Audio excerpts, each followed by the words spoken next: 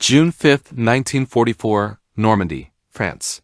General-Major Wilhelm Falley sat at his desk in the headquarters of the 91st Air Landing Division, reviewing defensive positions for what felt like the 100th time. His division was responsible for a critical sector behind Utah Beach, and the reports crossing his desk that evening were routine. No unusual activity. No intelligence suggesting imminent invasion. Falley had spent months preparing his troops for the possibility of airborne assault. The Germans knew the Allies possessed substantial paratrooper forces. What they didn't know was whether these forces represented a genuine tactical threat or merely an expensive experiment that would collapse under real combat conditions. Within hours, Falley would have his answer. By dawn on June 6th, he would be dead, killed in a firefight with American paratroopers who weren't supposed to be there.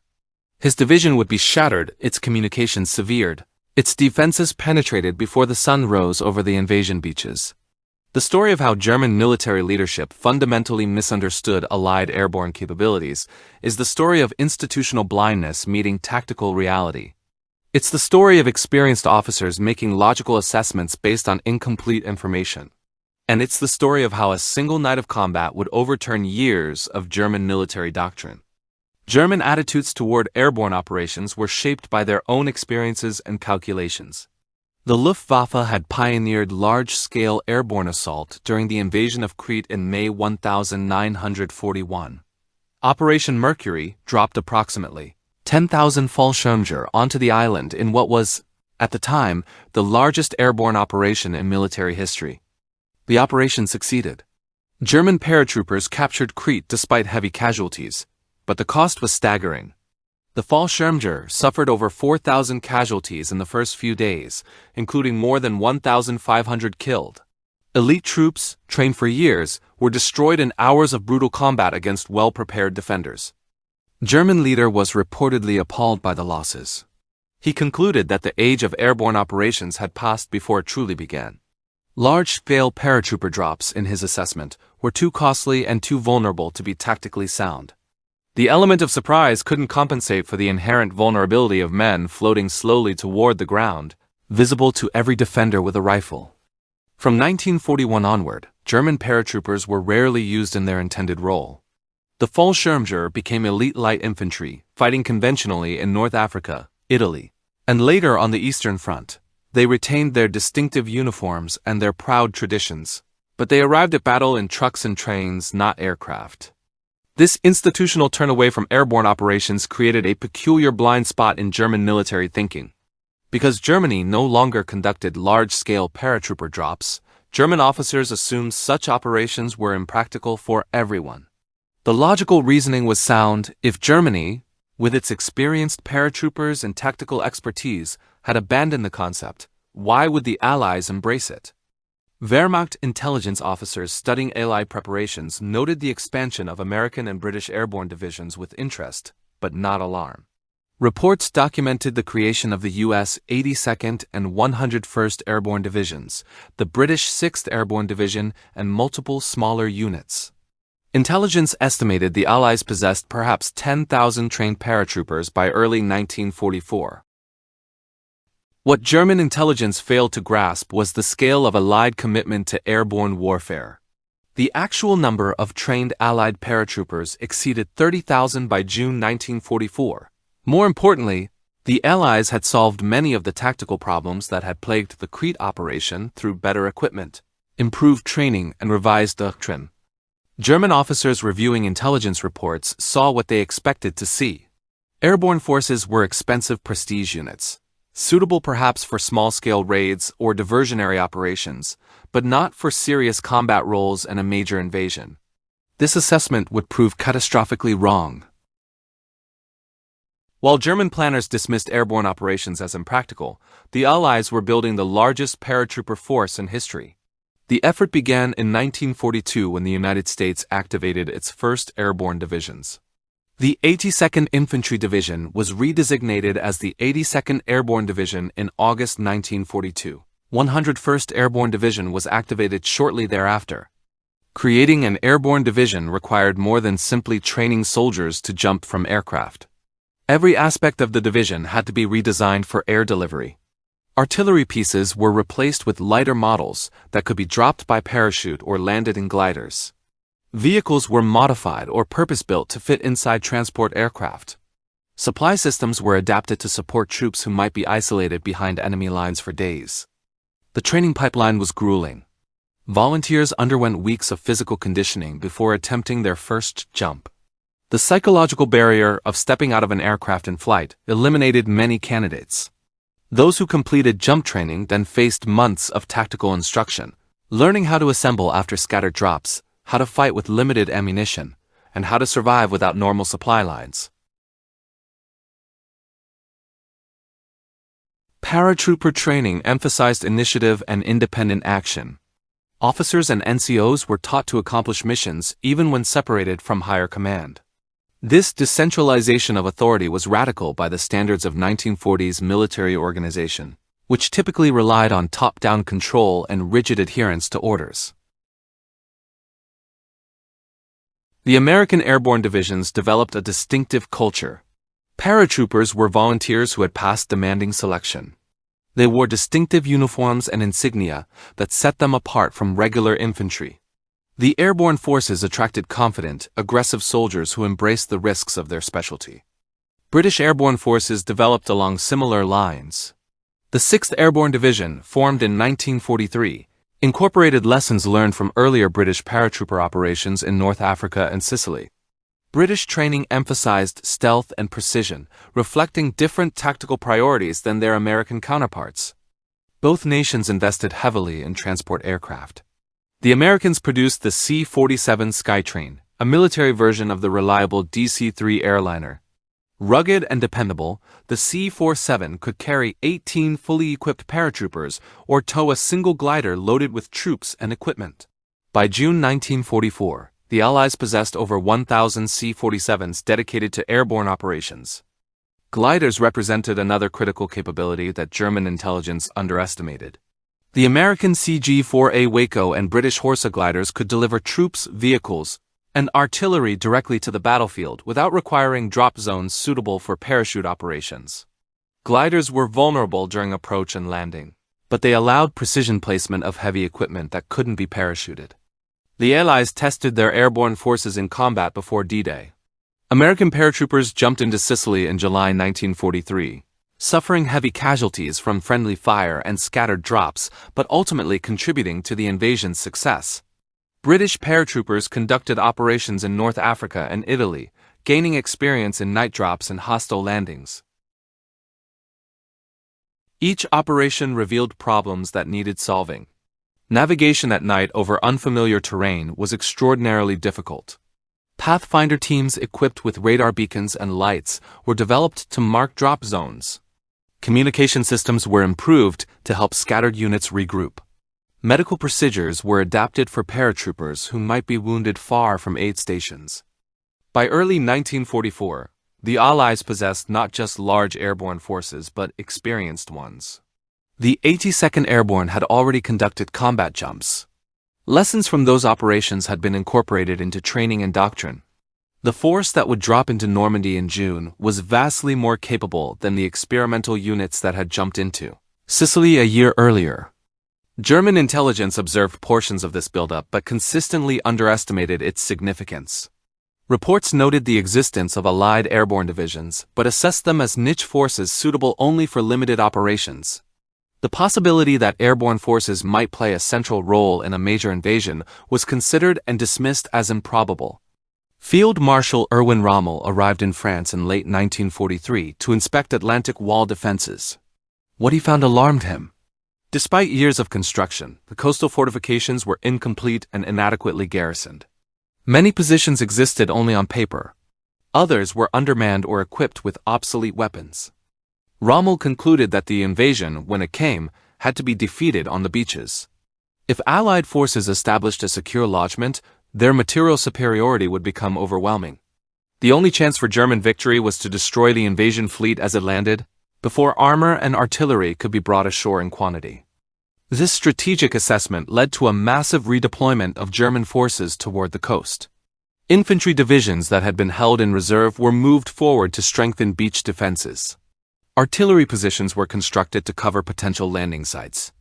Obstacles were placed in the surf zone to tear apart landing craft. The focus on coastal defense had a logical consequence. Forces behind the beaches were thinned. Rommel calculated that if the Allies got past the beach defenses in strength, the battle was probably lost anyway. Better to concentrate everything at the water's edge where it might make a difference. This strategy contained an implicit assumption about Allied airborne forces. If paratroopers were dropped behind the beaches, they would be isolated, lightly armed, and vulnerable to counterattack by mobile reserves. German armor and mechanized infantry, held inland precisely for this purpose, could destroy airborne forces before they posed a serious threat. German defensive planning did account for the possibility of airborne assault. Documents from early 1944 show that commanders recognized paratroopers might be used to seize bridges, disrupt communications, or create confusion in rear areas. Countermeasures were planned. Anti-aircraft batteries were positioned to contest air corridors. Reserve units were assigned sectors they could reach quickly to contain airborne lodgements. What German planning didn't anticipate was the scale of airborne operations the Allies were preparing. German estimates suggested perhaps 2,000 to 3,000 paratroopers might be dropped in support of an invasion. This would be significant but manageable. Mobile reserves could contain and eliminate such a force within 24 hours. The actual Allied plan called for dropping over 13,000 American paratroopers and 7,900 British paratroopers on the night before D-Day, plus thousands more arriving by glider. This force was an order of magnitude larger than German planning assumed possible. General Falley's 91st Air Landing Division exemplified German defensive arrangements. Positioned behind Utah Beach, the division's mission was to counterattack any Allied force that penetrated the coastal defenses. The division was reasonably well equipped by 1944 German standards, though many of its troops were older soldiers or those recovering from wounds sustained on the Eastern Front. Falley was a competent officer with extensive combat experience. He had served in Poland, France, and Russia. He understood infantry tactics and had worked hard to prepare his division for its mission. His defensive plans were sound, based on standard German doctrine and realistic assessments of his unit's capabilities.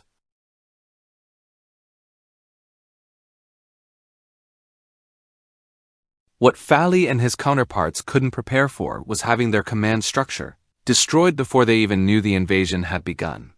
German defensive plans assumed commanders would have time to assess the situation, make decisions, and issue orders. The rapidity with which Allied paratroopers severed communications and eliminated command posts negated these assumptions. The German High Command's fundamental miscalculation was treating Allied airborne forces as a tactical nuisance rather than a strategic capability. Paratroopers were seen as raiders who might cause temporary disruption but couldn't hold ground or fight sustained engagements. This assessment was logical based on German experience at Crete, where even successful airborne assault had proven prohibitively costly. What German planners failed to consider was that the Allies weren't planning to use paratroopers the way Germany had at Crete. Allied airborne doctrine emphasized landing behind enemy lines to seize key objectives and hold them until seaborne forces could link up. The paratroopers weren't expected to win the battle by themselves. They were supposed to paralyze German defenses long enough for the invasion fleet to get ashore and consolidate. This difference in operational concept wasn't clearly understood in German headquarters. Intelligence reports described Allied airborne training but couldn't penetrate the doctrinal thinking that governed how those forces would be employed. German officers looked at Allied paratroopers and saw Fallschirmjäger, elite infantry who could cause problems but ultimately lacked the heavy weapons and staying power for serious combat. Allied planning for Operation Overlord, the invasion of Normandy, gave airborne forces a crucial role from the beginning. The invasion plan called for 5 beaches to be assaulted simultaneously at dawn. British and Canadian forces would land on Gold, Juno, and Sword beaches on the eastern end of the invasion area. American forces would assault Omaha and Utah beaches to the west. Both flanks of the invasion force were vulnerable. On the east, the Orne River and Caen Canal represented water obstacles that could allow German forces to counterattack into the flank of the British landing beaches. On the west, the Cotentin Peninsula's narrow causeways could be easily blocked, potentially trapping American forces on Utah Beach with their backs to the sea. The solution to both problems was airborne assault. The British 6th Airborne Division would drop east of the Orne River with missions to seize bridges, destroy coastal batteries, and block German reinforcements from the east. The American 82nd and 101st Airborne Divisions would drop behind Utah Beach to secure the causeways, disrupt German communications, and prevent counterattacks against the beach from inland. The American airborne plan was extraordinarily ambitious. The 101st Airborne Division's primary mission was to secure the 4 causeways connecting Utah Beach to the interior. Without these causeways, vehicles landing on the beach would be trapped in a narrow strip between the ocean and flooded fields. German defenders could mass fires against the beach, potentially destroying the landing force before it could deploy inland. The 82nd Airborne Division was assigned multiple objectives scattered across the invasion area. They were to capture the town of Saint-Mir-Jeglis, seize bridges over the Murdered River, establish blocking positions against German reinforcements, and generally create chaos in German rear areas. British 6th Airborne had arguably the most critical mission. They had to capture intact the bridges over the Orne River and Caen Canal, while simultaneously destroying bridges to the east that German armor might use for counterattack. Additionally, they had to neutralize the Merville Battery, a fortified coastal gun position that could fire directly on Sword Beach. These missions required precision and speed. The paratroopers would drop at night, in darkness, over unfamiliar terrain. They would be scattered by winds and navigation errors. Many would land miles from their assigned drop zones. Yet the critical objectives had to be secured before dawn, before German forces could organize effective resistance. Allied planners understood the risks. Airborne operations were inherently chaotic. Even under ideal conditions, units would be scattered over wide areas. Men would be separated from their equipment. Communications would be difficult. The plan assumed that perhaps 75% of the paratroopers would land within a mile of their intended drop zones. The reality would be considerably worse. What made the plan viable was the quality and determination of the paratroopers. These men had trained for years for exactly this mission. They understood that confusion and isolation were inevitable. They had been taught to keep moving toward their objectives regardless of circumstances, to improvise when plans broke down, to accomplish the mission with whatever resources they had. The plan also relied on overwhelming the German defensive system through sheer scale and simultaneity. By dropping thousands of paratroopers across a wide area, the Allies would create dozens of separate crises that German commanders would have to address simultaneously. German reserves would be pulled in multiple directions, unable to concentrate against any single threat. This operational concept was fundamentally different from how Germany had used airborne forces. The Germans at Crete had concentrated their paratroopers in focused drops aimed at specific objectives. The plan was logical and militarily sound, but it had given defenders clear targets to concentrate against. The Allied approach was deliberately chaotic. The plan accepted that units would be scattered and disorganized. It relied on small unit leadership and individual initiative rather than top-down coordination. It was designed to create confusion and paralyze German command and control rather than to seize specific terrain through force.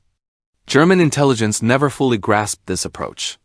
Reports on Allied airborne training documented jump techniques and equipment, but didn't penetrate the operational philosophy that would govern how those forces were employed. When German officers tried to predict how the Allies would use their paratroopers, they projected German doctrinal thinking onto an Allied force that operated according to entirely different principles. June 5, 1944 evening. Across southern England, thousands of paratroopers were boarding aircraft. The invasion had been postponed 24 hours due to weather. Now, with a narrow window of acceptable conditions, the operation was proceeding. The men climbing into C-47s knew this was it. Everything they had trained for came down to this night. Lieutenant Richard Winters of the 101st Airborne Division's Easy Company sat in his aircraft as engines roared to life. Around him, his men checked equipment one final time. Parachutes, weapons, ammunition, grenades. Each man carried over 100 pounds of gear. They were grossly overloaded, but everything had been deemed essential. The flight across the channel was mostly smooth. Men tried to rest, though few succeeded. Some reviewed maps showing their drop zones. Others simply sat with their thoughts, contemplating what the next hours would bring. The aircraft maintained strict radio silence. Navigation was by dead reckoning and pathfinder beacons. As the Armada approached the Cotentin Peninsula, German coastal defense batteries opened fire. Flak bursts punctured the darkness. Some aircraft were hit. Others took evasive action, breaking formation to avoid the anti-aircraft fire. The carefully planned approach began to dissolve into individual aircraft taking whatever route seemed safest. Cloud banks further disrupted the formations. Pilots climbing to avoid flak found themselves in thick clouds with zero visibility. Some descended to get below the clouds, only to draw heavier fire from ground defenses. The neat streams of aircraft became scattered groups, each navigating independently toward drop zones they couldn't see. At 0130 hours, the drop began. Green lights flashed in aircraft cargo bays. Paratroopers shuffled toward doors and jumped into darkness. The exits were rushed, pilots wanting to get clear of the flak zones as quickly as possible. Men jumped faster than doctrine recommended, landing more tightly clustered but with less time to prepare for landing. The scatter was worse than anticipated. Many sticks of paratroopers were dropped miles from their intended zones. Some landed in flooded areas and drowned, dragged underwater by heavy equipment. Others came down in German-held villages and were killed or captured before they could assemble. A few landed directly on German positions and were shot before they hit the ground. Lieutenant Colonel Edward Krause, commanding the 3rd Battalion, 505th Parachute Infantry Regiment of the 82nd Airborne, landed in a field about a mile from his drop zone. He assembled with perhaps 50 men in the first hour, a fraction of his battalion. Under German doctrine, a commander in Krause's position would have waited for more of his unit to assemble before attempting any mission. Krause didn't wait. With the men he had, he moved toward his primary objective, the town of Saint-Mère-Église. His orders were to capture the town and hold it until relieved by forces landing on Utah Beach. He had perhaps 10% of his battalion's strength and no heavy weapons. He attacked anyway.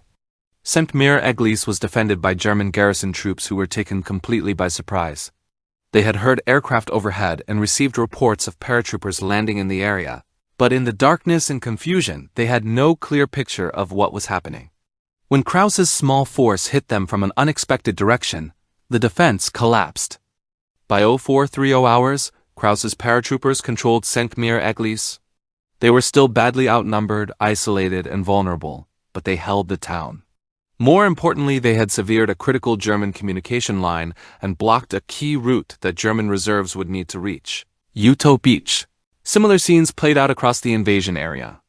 Small groups of paratroopers, sometimes just a dozen men, sometimes fewer, were accomplishing missions that should have required company or battalion strength. They succeeded not through overwhelming force but through speed, surprise, and the German defenders' inability to respond coherently to dozens of simultaneous threats. Private John Steele of the 505th Parachute Infantry Regiment had one of the most harrowing drops of the night. His parachute caught on the church steeple in Saint-Mère-Église, leaving him hanging helplessly as fighting raged below. He played dead for 2 hours before German soldiers cut him down and took him prisoner. He later escaped and rejoined his unit, but his experience illustrated the chaos and randomness of the night drop. The British 6th Airborne Division's drop on the eastern flank was somewhat more concentrated than the American drops, but still far from the planned precision. Major John Howard's glider-borne force had perhaps the most critical mission of the night: capture intact the bridges over the Orne River and Caen Canal before German defenders could destroy them. Howard's force consisted of 6 gliders carrying 181 men. They lifted off from England shortly after midnight, towed by Halifax bombers. The approach to the landing zone was made at low altitude to avoid detection. At the last moment, the gliders released from their tow aircraft and descended in near total silence.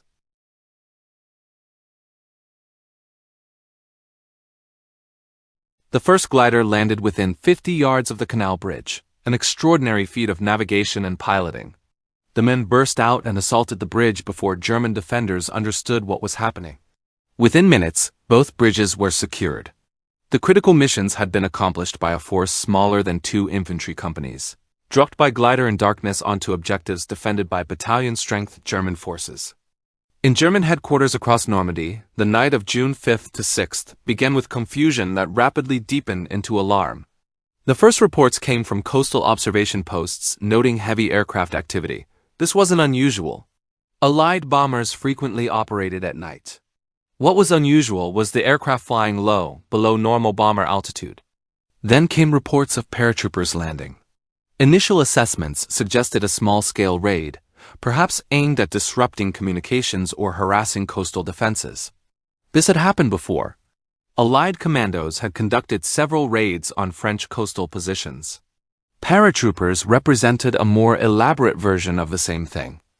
As more reports arrived, the picture became more confused rather than clearer. Paratroopers were landing in multiple locations spread across miles of territory. Some reports were contradictory.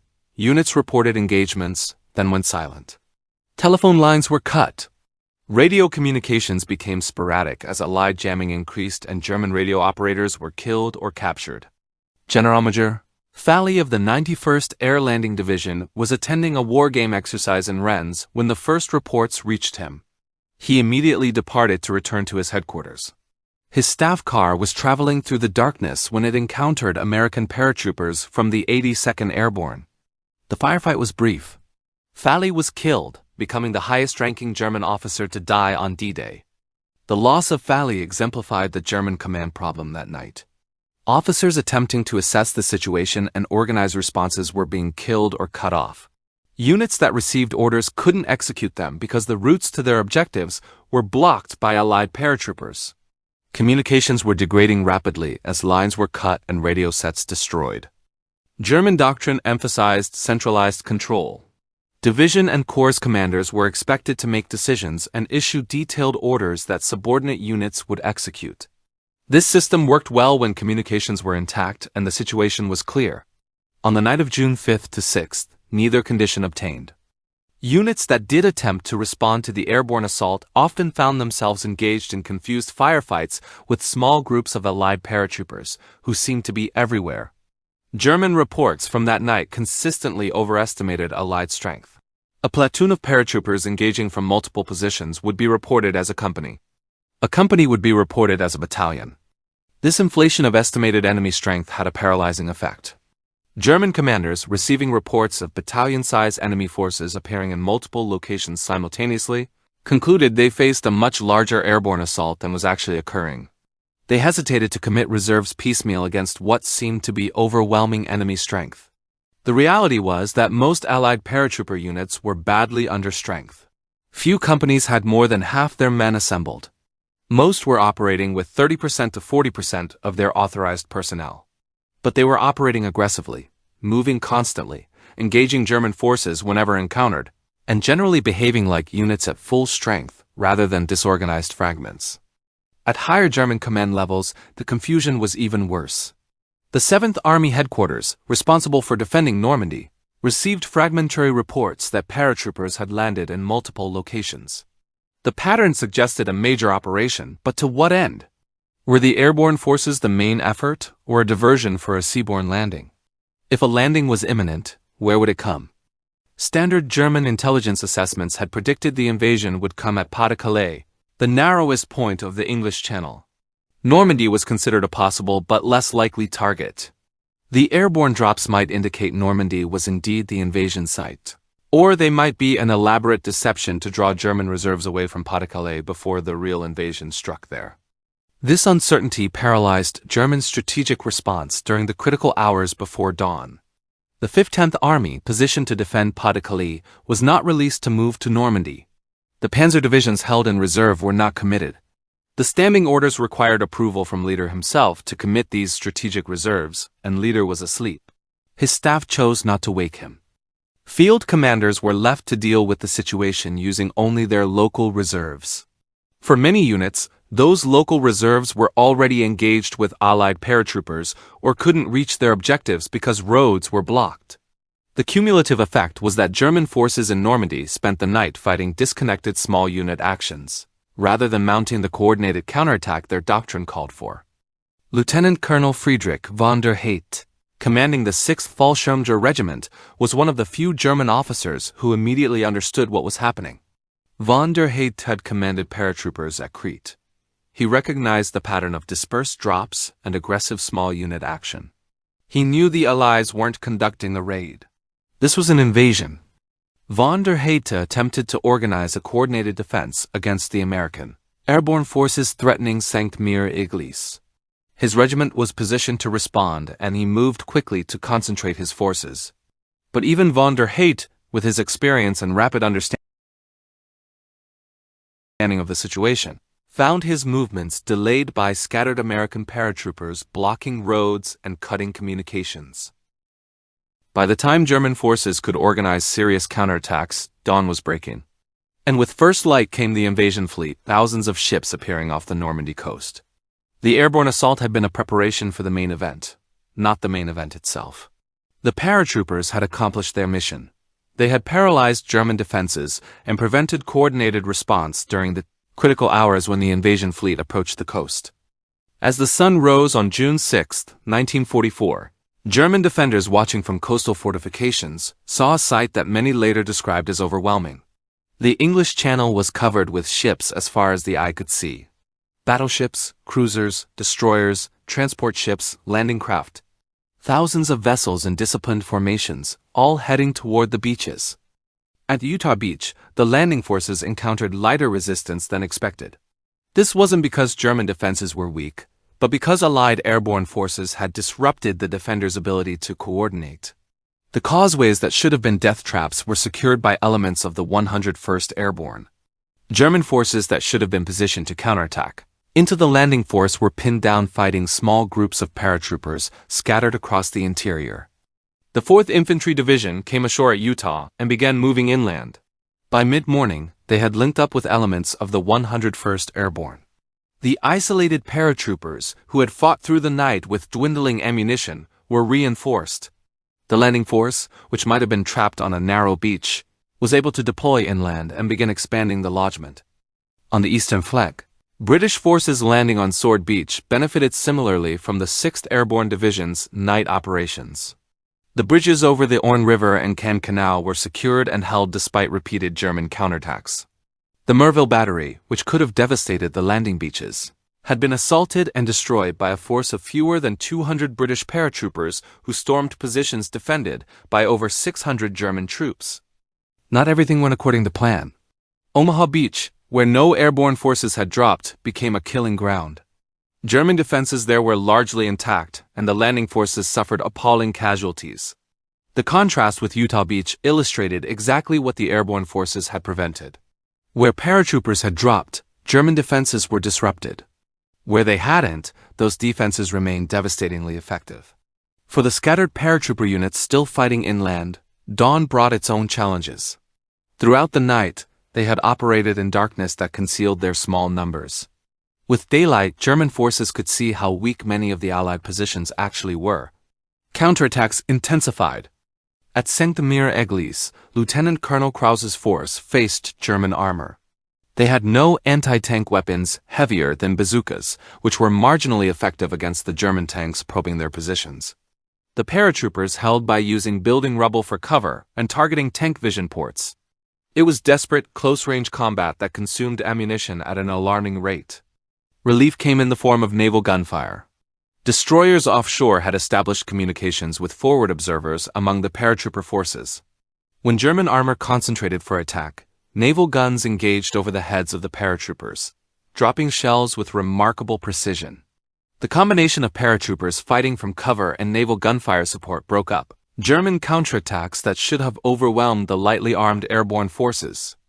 The 82nd Airborne's scattered drops actually created an unexpected advantage. Because paratroopers had landed across such a wide area, German forces reported Allied presence in dozens of locations. This created an impression of overwhelming strength. German commanders, trying to develop a coherent picture from fragmentary reports, concluded they faced a much larger force than was actually present. This overestimation influenced German tactical decisions throughout June 6th. Commanders who might have concentrated forces for decisive counterattacks instead dispersed their troops to deal with multiple reported Allied positions. The paratroopers' very dispersion, which seemed like a liability, became an asset by multiplying the perceived Allied strength. By late afternoon on June 6, the situation had stabilized enough that both sides could assess what had happened. The Allied invasion had succeeded in establishing lodgements on all 5 beaches. Casualties had been heavy, particularly at Omaha, but the force was ashore and expanding inland. German defenses had held in places but had been penetrated decisively in others. For German commanders, the role of Allied airborne forces was becoming clear. The paratroopers hadn't been a sideshow or a diversion. They had been a critical element of the invasion, neutralizing defenses and preventing coordinated response during the hours when the invasion was most vulnerable. The dismissive German assessments of Allied airborne capabilities looked increasingly foolish in retrospect. Captured German documents from June 6th and 7th show a rapid revision of German estimates.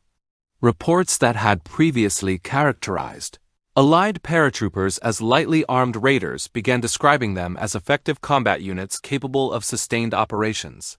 Intelligence summaries noted that Allied airborne forces were larger, better equipped, and more tactically proficient than German assessments had predicted. June 7th through June 12th saw continuous fighting as Allied forces expanded their beachhead and German forces attempted to contain the invasion.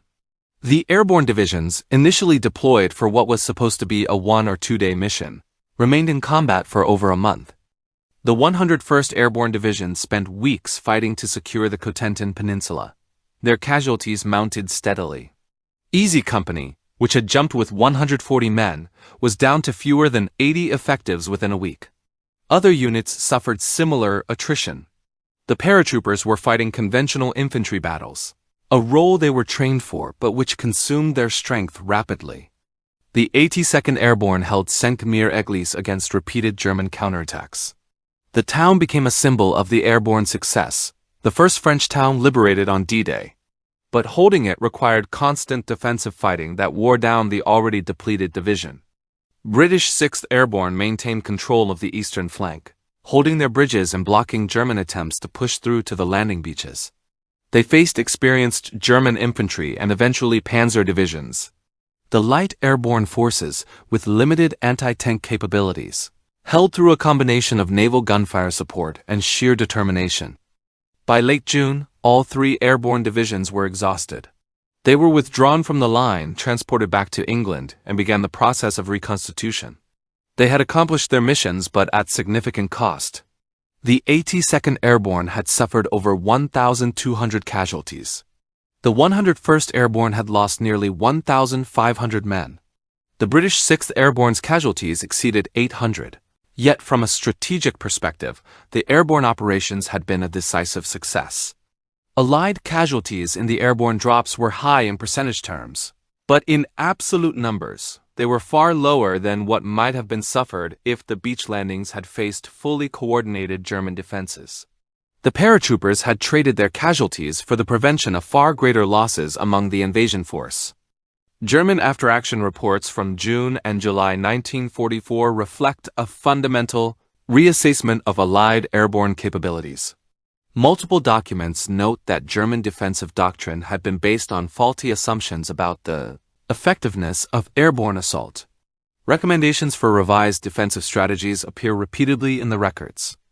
One report from 7th Army Headquarters dated June 20, 1944, explicitly states that German intelligence had underestimated both the size and combat effectiveness of Allied airborne forces. The report notes that paratroopers had demonstrated ability to conduct sustained combat operations rather than merely raiding missions. It recommends substantially increased anti-airborne defenses for any future defensive positions. Field Marshal Erwin Rommel, in a report to Berlin dated June 15, acknowledged that the airborne assault had disrupted German response to the invasion more effectively than anticipated.